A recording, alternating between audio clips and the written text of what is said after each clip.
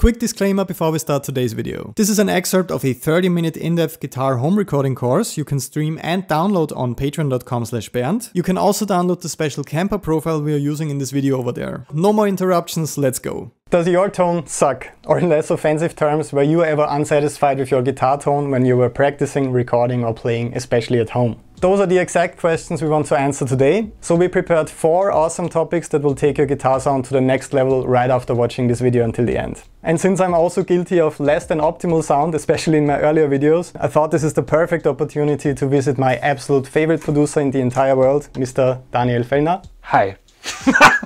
So let's take our guitar sound and recording skills to the next level right away.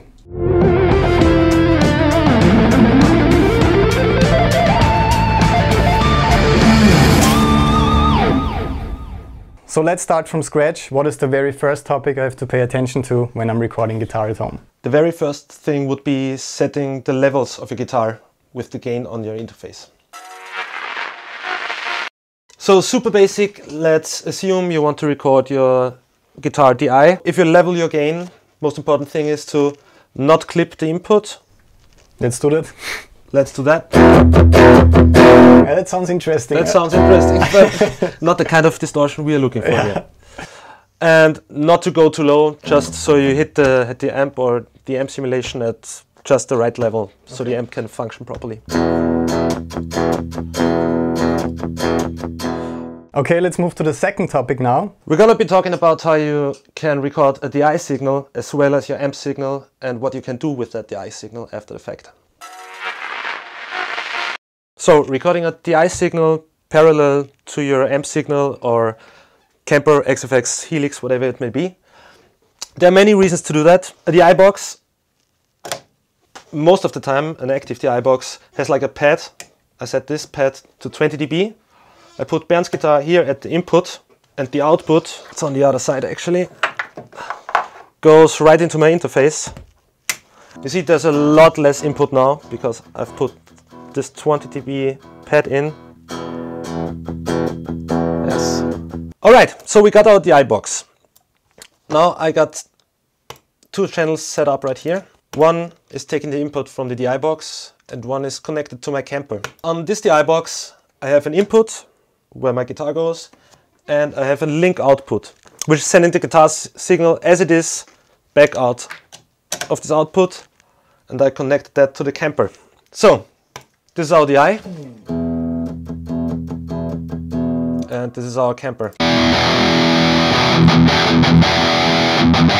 Play a little for me.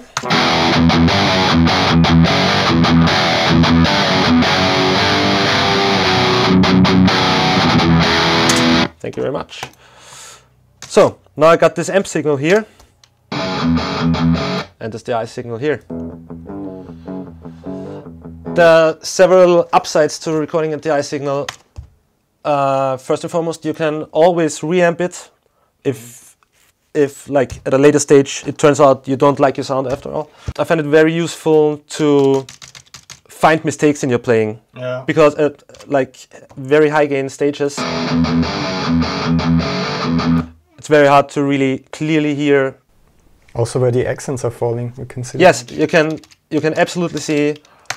If you're right on the grid, a DI track is a very good thing, very handy thing to have in almost any case. Okay, so now let's move to the third topic. Things are getting really interesting right now because we're going to be talking about sound. We're going to go over how you can quickly dial in the sound with your amp simulation or modeling amp. Alright, dialing in a tone, that's the juicy part.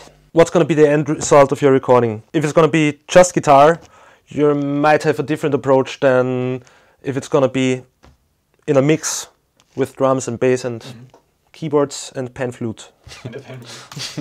I guess most of the time it's supposed to sit in a mix, and that's what we're gonna look at. But also it has to sound cool on its own too. Ist ein zweischneidiges Schwert, weißt? So we're gonna look at the basics of dialing in a tone. In this case, with an amp simulation, the most common mistake I see is people using way too much gain.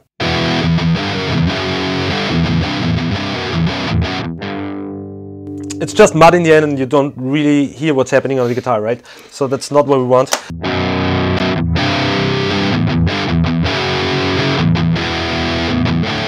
That might actually be enough for me. Really? Okay.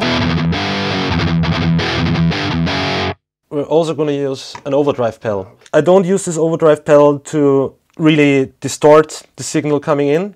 I'm leaving the gain at 0. I'm using it as a pre-EQ, more or less, to make the DI signals sound more compact and direct. Just tightens up the sound a little bit. The next mistake people make very often is scooping all the mids. An old story, but play a little.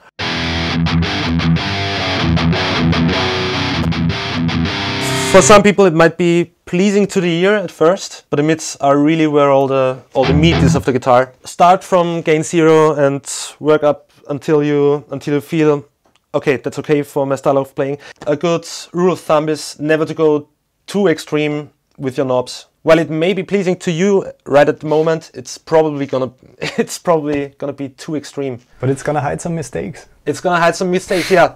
I mean, by your course. That's why we recorded a course called 10 Steps to... Okay. So now we're gonna do the same thing with the Kemper. I chose a profile I made a few years ago. It's a profile of a PV6505 Plus going through a Mesa cab. Starting with the gain at almost 0 here.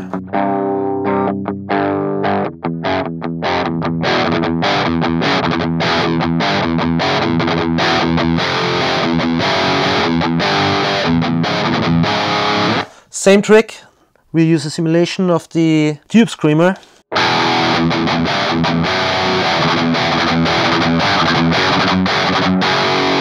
So you see, every move I do is very in moderation. It's never too big. If you have to do really big moves, probably something in a chain isn't suited for the sound you're after. Now let's move to the fourth and final topic for today. It's about finalizing your recordings. This is about basic mixing techniques and how to improve clarity in your guitar recordings. At a mixing stage, it's important that the lead guitar sounds different from the rhythm guitar sound. Otherwise, it's very difficult to have it cut through in the mix. So what we did here was record the same part twice. For some, this might be absolutely obvious, but I'm gonna say it anyway. This is not the same as just taking one recording and duplicating it. This sounds like this.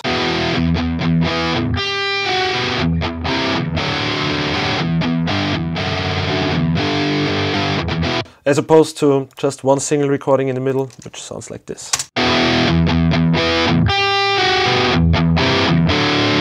Okay, let's record some lead. All right.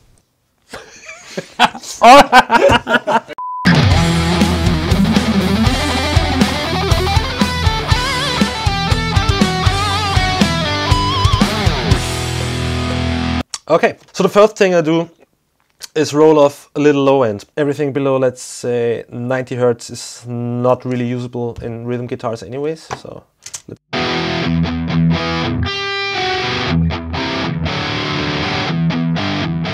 So now I hear a little spike right around that area where it gets a little boxy and... Okay.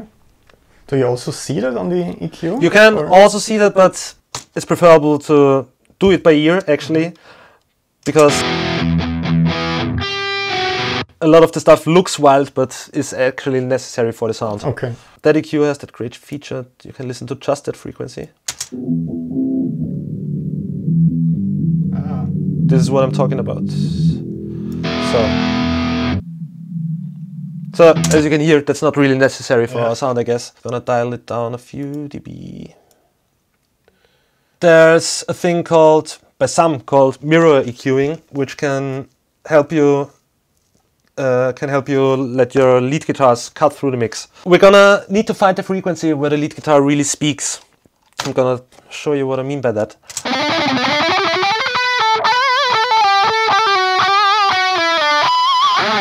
Lead guitars in most cases have the same frequency where they really speak, just like human speech, which is right around 900 Hertz and 1.5 kilohertz. And we're just gonna exaggerate that a little bit.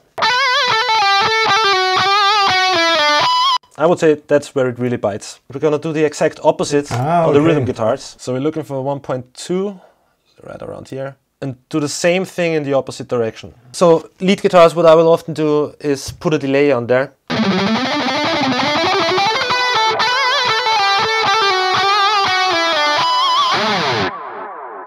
So right about there is the sweet spot for me.